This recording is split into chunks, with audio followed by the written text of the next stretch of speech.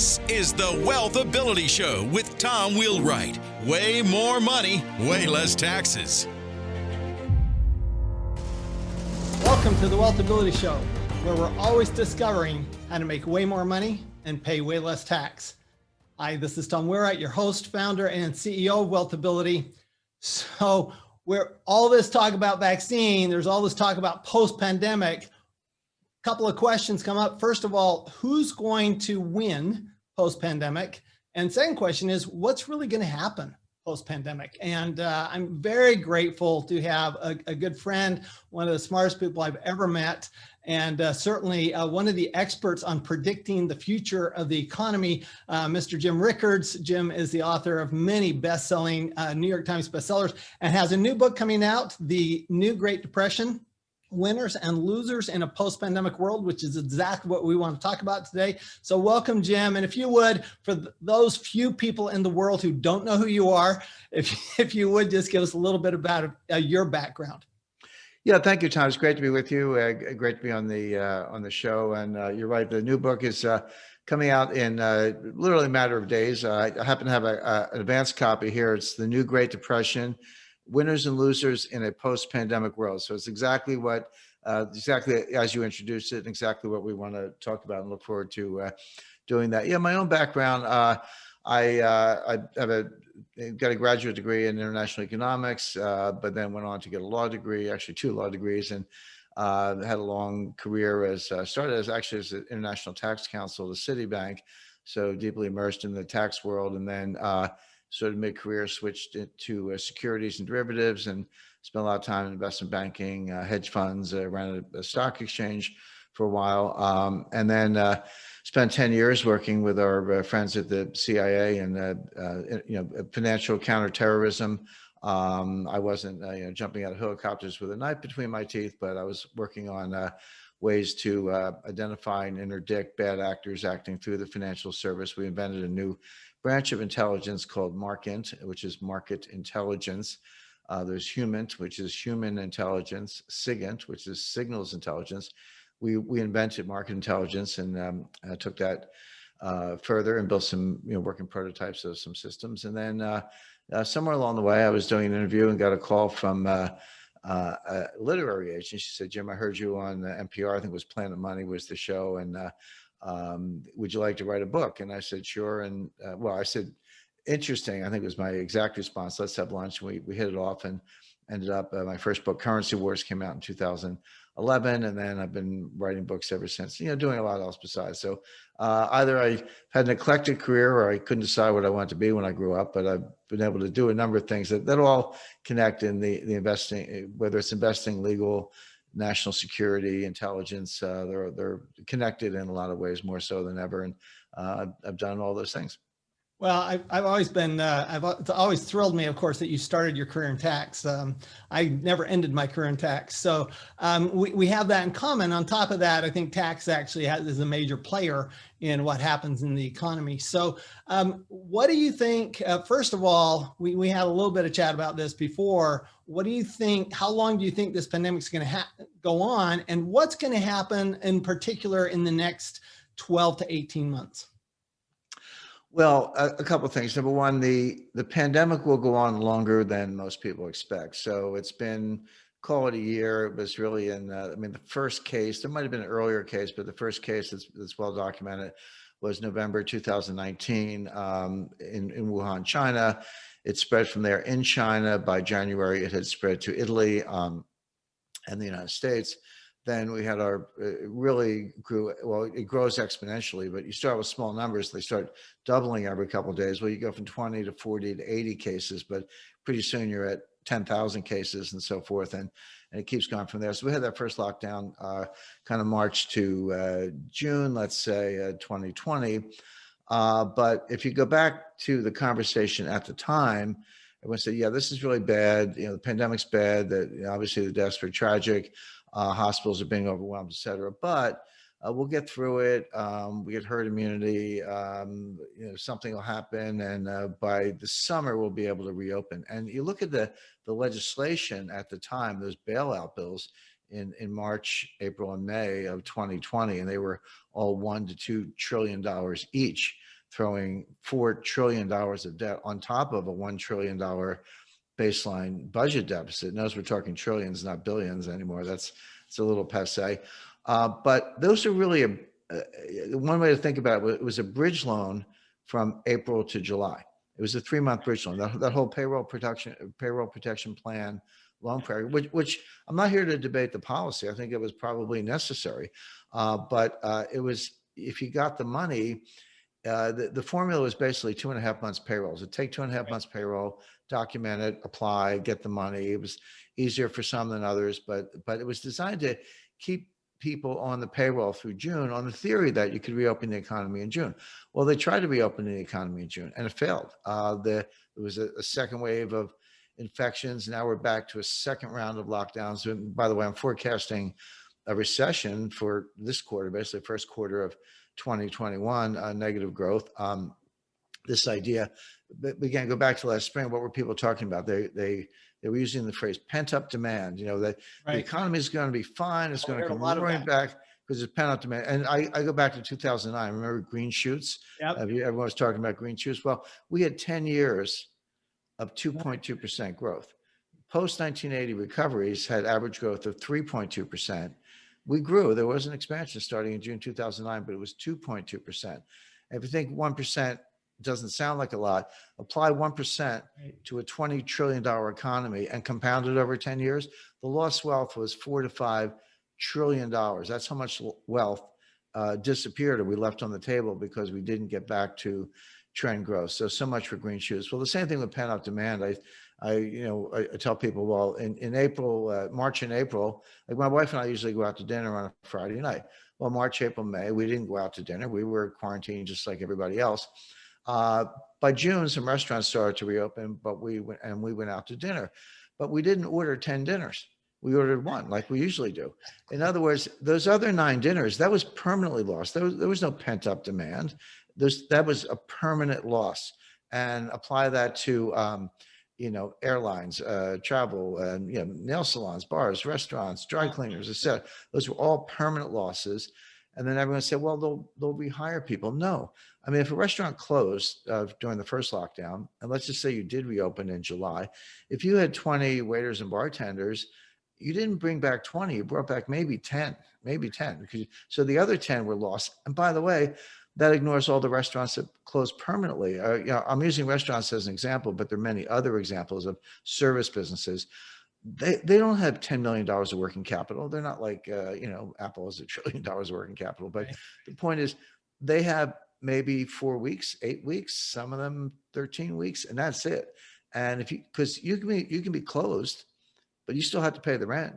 You still have to pay benefits. You still have to pay property taxes, et cetera. And so you're running negative cash flow and eventually you run out. So a lot of these places are never reopening. Now there's a vacant storefront. Maybe somebody someday will come back and start a new restaurant. I expect that will happen, but not soon. So we're not talking about temporary. There's no pent up demand. These are not temporary losses. Many of them were permanent. These are permanent job closures. Now here's the point, Tom. People say, a restaurant, but they look at the stock market. Stock markets are at all-time highs. 401ks are up. So it's all good. No, you cannot look down your nose at small business. Small and medium-sized enterprises are 50% of all jobs and 45% of GDP, and it's been destroyed. You cannot destroy or lock down 45% of GDP and expect the economy to come roaring back or get out of a recession. No, I agree. So what happens in the next 6 months and the next 12 months, Jim, when you have all those businesses gone out of business and they're not coming back? Correct. Okay, I 100% agree. And most of our listeners are business owners. So what is coming and what do we see in the next 6 to 12 months? Well, real estate is, I'll talk about real estate for a second. It's a really interesting sector. Typically, as you know, because you're obviously advise a lot of real estate companies, you're an investor yourself. Commercial real estate and residential real estate tend to move somewhat together, not exactly and not all the time, but if interest rates are low and the economy is booming, they're going to go up together or down together when you go into a recession. That's not true in this recovery. And leaving aside the fact that this may be, well, I think we're looking at a double dip recession. We had a technical recession from February to June 2020. My view is we're in a new recession right now. So a double dip recession. We haven't seen that since 1980, 81. But we'll get through that eventually. But what's going on now is that residential real estate in certain sectors is booming. Yes. And it's booming for really bad reasons, which is there is an exodus out of the cities. People are leaving as fast as they can. They're leaving New York, Philadelphia, Baltimore, Los Angeles, Seattle, and Chicago and other cities. And they're going to Phoenix, maybe Boulder, Nashville, a place like Portsmouth, New Hampshire, a small town, but there's no income tax in New Hampshire. Obviously, Texas and Florida, Miami is booming, et cetera. So you have this migration, and we're talking millions of people, not 10,000, 20,000. All you have to do is look at the rates for renting a U-Haul trailer. If you're going from LA to Phoenix, it's $4,000. But if you're going from Phoenix to LA, it's $1,000 approximately. Well, that's because all the trailers are going one way. Good luck getting them. I know people move from Nobody's moving into California right now. Correct. And actually it has political implications because the new census numbers are being finalized, and California is going to lose 2 to 3 congressional seats, as will New York, and Texas and Florida are going to gain them. So there are consequences to this. But the point being, people are moving out of cities. Now, they're either, if you're somewhere in the New York area and you can't, quite drop everything and move to Nashville, they're moving to the suburbs, a nice place like, Litchfield, Connecticut, whatever. Of course, work from home is a big part of that. People suddenly realize, hey, I don't have to be in New York, and they're not going to. So that's why residential real estate is booming selectively. Again, location matters, but in these target, commercial real estate is different. Commercial real estate is crashing everywhere, and partly because people are moving out, but also because of work from home. And so if you have 10 floors in a major, commercial office building in downtown New York or Midtown New York, and all of a sudden they're vacant because all your employees are working from home, you may come back, but you'll probably need 2 floors. And what you'll do is you'll have like a locker room, attractive, but kind of a locker room. Your offices will be temporary. So work from home employee will say, hey, I need the office for 2 days next week. Okay, confirmed.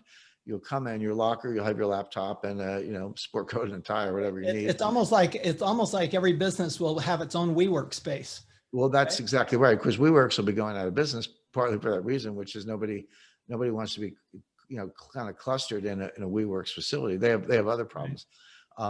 Biggest landlord in the country, or biggest tenant in the country, I should say. They rent most of their space with all the prime locations in a lot of major cities. Can't pay the rent basically. So, but that aside, even for companies that have their own premises in landmark or kind of major commercial real estate offices in major cities, they're going to go from 10 floors to 2 floors. They won't disappear.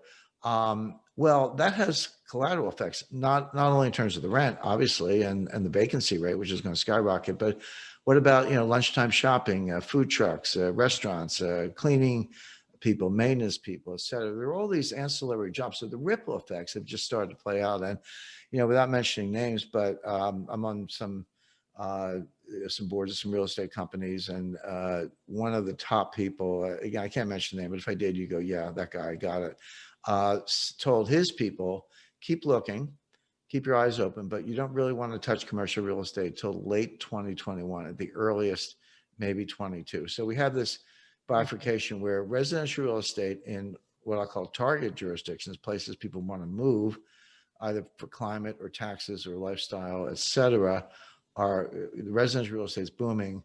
Commercial real estate is collapsing across the board, has not hit bottom.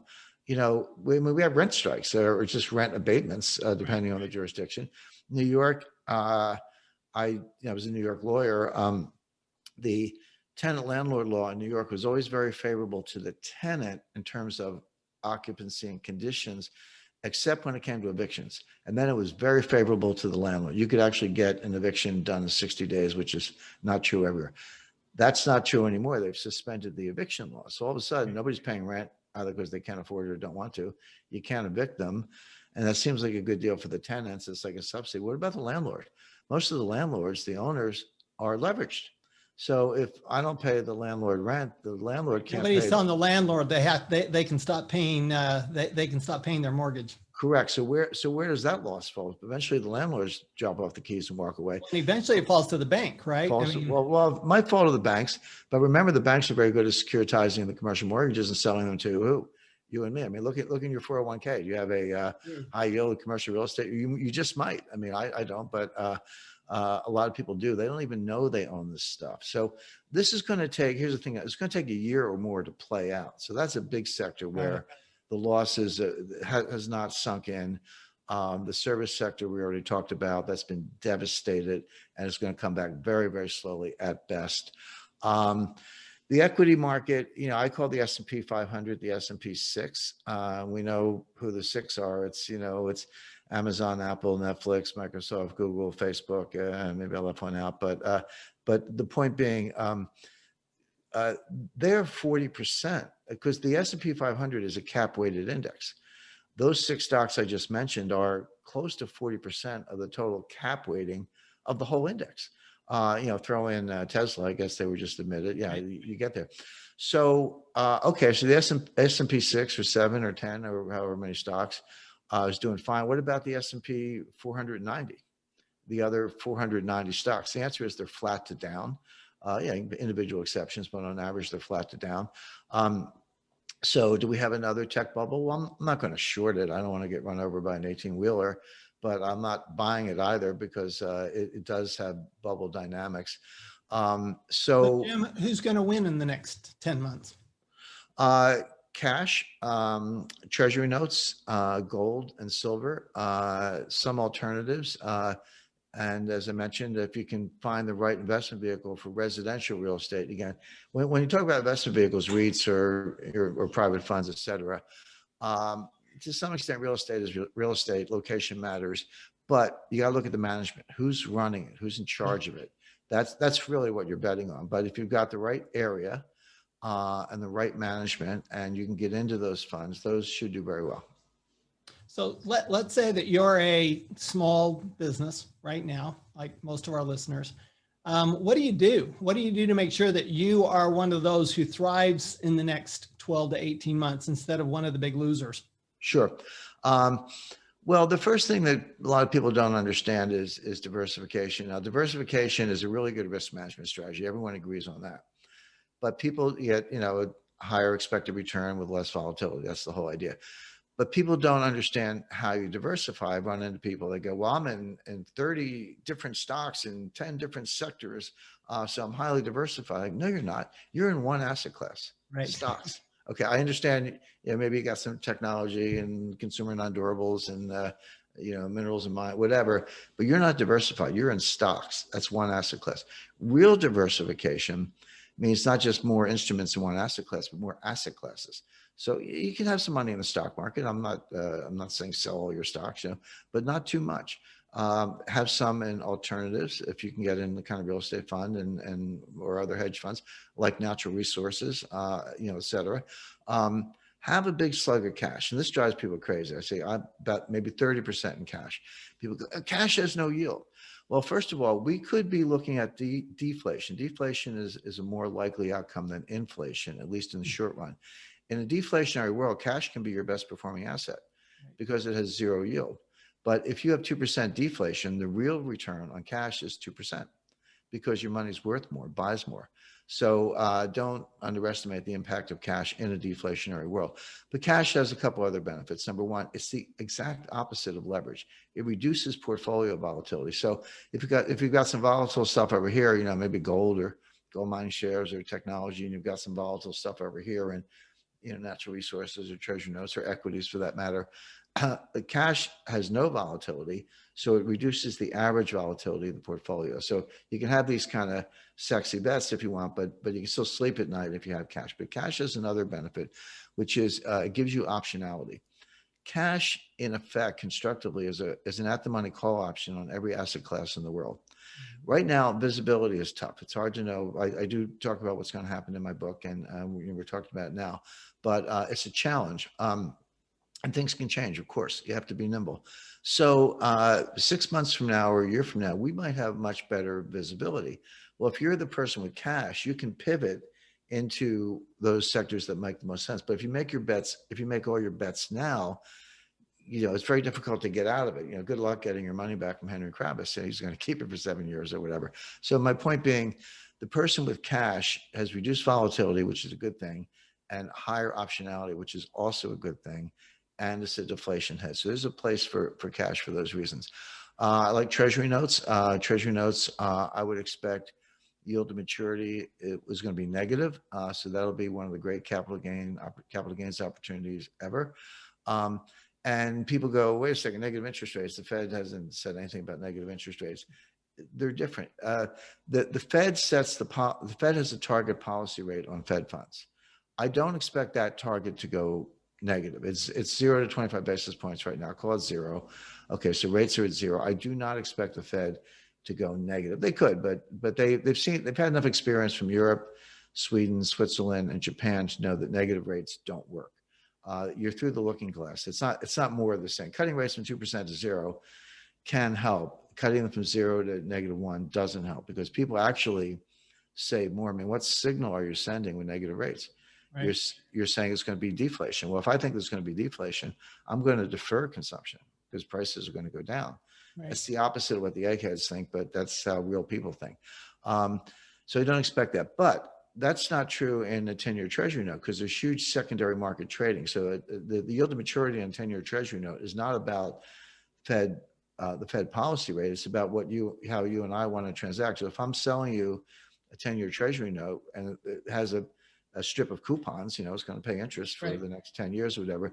If you bid for it, if you pay me a price that's greater than the present value of the strip plus the principal, your yield to maturity is going to be negative. You're going to get your money back and you're going to get all your interest, but you're not going to get what you paid me. Now, why would you do that? Well, you might do it because you think you can sell it to somebody else at an even higher price, which is possible. Also, European investors and other investors might like it because they're thinking in euros. So even a negative yield to maturity in dollars can be a positive return in euros if the euro goes down against the dollar. So there are reasons for this to happen. We've seen it in a lot of other countries. I do expect that'll happen, but with yield to maturity right now about 94 basis points, and if that goes negative 10, 20 basis points, that's a huge capital gains opportunity. It doesn't sound like a lot, but I don't want to get into bond math, but there's something called convexity or the dollar value of 1 basis point. But the capital gain per drop in interest rates is greater when interest rates are lower to begin with. And that's where we are. That makes sense. It's a relative position, right? So look, we just got a few minutes left, but I've got to ask to me, this is the big elephant in the room, and that is Joe Biden and MMT, and what kind of effect will that whole philosophy have on the coming world? I'm not just talking about 12 months out, but 5 years out, 10 years out. You talk about the Great Depression, the new Great Depression. You're not talking about a one-quarter recession here. You're talking about something long-term. Correct. And a technical definition of recession is 2 consecutive quarters of declining GDP and a couple other bells and whistles, but that's basically it, determined by the National Bureau of Economic Research up in Cambridge. But a depression is different. A depression, first of all, much longer. This could go on for, some research that says it could go on for 30 years, some of the Federal Reserve Bank of San Francisco, which I talk about in my book. But depression doesn't mean continuous declining GDP. What it does mean is GDP below trend. You can have growth in a depression, as we did during the first Great Depression, but it's below trend because you started out from such a low level, you never kind of get back to trend growth. And that's what a depression is, and has a lot of effects. But yeah, in terms of the effects of this, this will go on for 30 years. Jay Powell says, interest rates are, we're going to keep them at 0 to 2023. It's like, okay, try 2043. Because that's what the research indicates. There's a paper I talk about in my book from an economist at the Federal Reserve Bank of San Francisco and 2 academic colleagues that looked at a 650-year time series. That's my kind of time series. I don't put much weight on 1-year time series, but it goes back to the Black Death of the 1350s and looks at every pandemic in which there were 100,000 or more fatalities. And of course, the Black Death, they estimate around 75 million dead. The Spanish flu in 1918, they estimated around 100 million dead. But there are only two others where you had 2 million fatalities or more. One of them actually was the the Asian flu in 1958. But COVID is, right now we're at 1.8 million fatalities. That's going to go over 2 million. So that's going to be the third highest fatality pandemic in the last 650 years. Right now it's fifth, but it's going to pass two others and become third. And what the research shows is that the time to normalization, like when did interest rates get back to normal? When did, employment and investing, capital markets get back to normal? The answer is 30 to 40 years, not 30, 40 months, 30, 40 years. So, and the effects of this, Tom, will be intergenerational. They'll be behavioral. I grew up in the 1950s and 60s, a very prosperous time in U.S. economic history. I did not live through the Great Depression, but my parents did, and my grandparents did. And I was raised with a Depression mentality, even though I didn't live in one. We went out as 9-year-olds and with wagons door to door collecting tin cans and newspapers. I remember, same here. And we weren't doing it for environmental reasons. It might have been good for that, but we were doing it because you could recycle the tin to build tanks and battleships. And so that didn't change until the late 60s when the baby boomers, and it was like, rock and roll, and we all started spending money and borrowing money, et cetera. It didn't. In other words, the behavioral and psychological impact of the Great Depression lasted for 30 years after the Great Depression, and that was not a pandemic, but it's consistent with this research. I have a couple, a bunch of grandchildren actually, and some of them are 3, 4, or 5 years old. And, they get ready for school in the morning and they put on their coat and their boots and they put on a mask. Yep. And good reasons for it. But kids are very adaptive. But, these are kids who are growing up thinking, I got to wear a mask to school because there's germs in there. My 5-year-old and 3-year-old, when we go for a walk, and the people come and they say, oh, we have to move to the other side of the street because of the virus. And correct. It's imprinted. It's absolutely imprinted in them. That's so right. That's exactly right, Tom. But the point is, it doesn't go away. It stays with you, and it affects behavior in lots of different ways. So, so that's what we talk about in the book. So it's not a gold book, but it talks about gold at the end. Talks about real estate along the lines we described, equities and cash and other investment strategies. But I make the point that you can make money in good markets and bad markets. Great fortunes have been made, and there was one guy, Hugo Stinnes, was the richest man in Germany during the Weimar hyperinflation because he borrowed in Reichsmarks, bought hard assets, coal, oil, and transportation assets, paid off all his debts and worthless money, and kept the assets. He was known as the inflation king. So the point being, you can make money even in disastrous scenarios, but you have to see them coming, and that's what we talk about in the book. So it does seem, just a very final thing, it does seem that hard assets, you're never really going to lose a lot with hard assets. Would you agree with that? Is that something that you can pretty much always depend on? Yeah, but you have to watch your bubbles. You can lose money. If you bought gold in August 2011, the next 4 years were not a lot of fun. But we're not in that mode right now. We're past that. We've had the mini spike. We had the bottom. We're back in a new bull market for gold. I expect gold to go to at least $10,000 an ounce, possibly higher. And some of the other investment plays we talked about will do well. I expect Treasury notes to do very well. Cash is a good, comforter, and because it reduces volatility. And I think natural resources will do fine, and residential real estate. So yeah, all those asset categories should do very well. Awesome. Thank you, Jim. Once again, Jim Rickards, The New Great Depression. Every one of Jim's books is a must read. So I'm very excited that this one's coming out so that I can read this one too, Jim. Thank you so much for being with us. And thank you, everybody. Remember that when we get this kind of education, we're always going to make way more money and pay way less taxes. See you next time.